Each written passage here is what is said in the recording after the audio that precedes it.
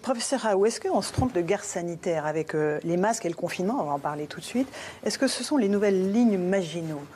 Encore une fois, est-ce que vous avez évoqué la peur, la panique qui cause plus de morts que la maladie elle-même? Est-ce qu'on vous évoquez une dictature hygiéniste? Si vous voulez, c'est pas le contrôle des comportements fait partie de l'organisation sociale aussi primitive que ce qu'on la connaît. C'est comme ça. Donc il faut relire Lévi-Strauss. Toutes les sociétés ont une organisation sociale avec des règles.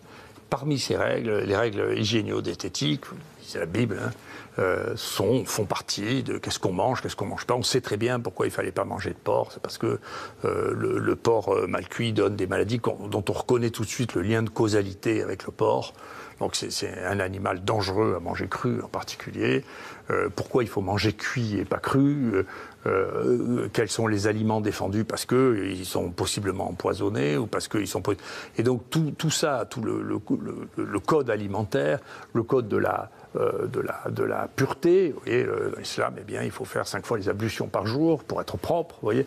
Tout ce code de l'hygiène, bien sûr, fait partie de la vie sociale, et en particulier pour éviter les intoxications et pour éviter les maladies infectieuses. Donc, ça fait partie de la vie qui est...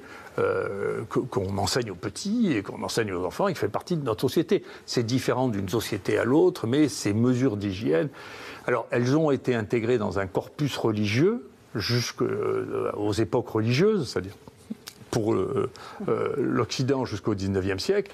Maintenant, ça a disparu du corpus religieux. Et donc, quand il n'y a plus de religion, le besoin de l'hygiène, c'est d'autres qui s'en emparent, dont l'État qui se substitue, et maintenant c'est l'État qui fait le pape, vous voyez. Mais est-ce qu'on a franchi un cap?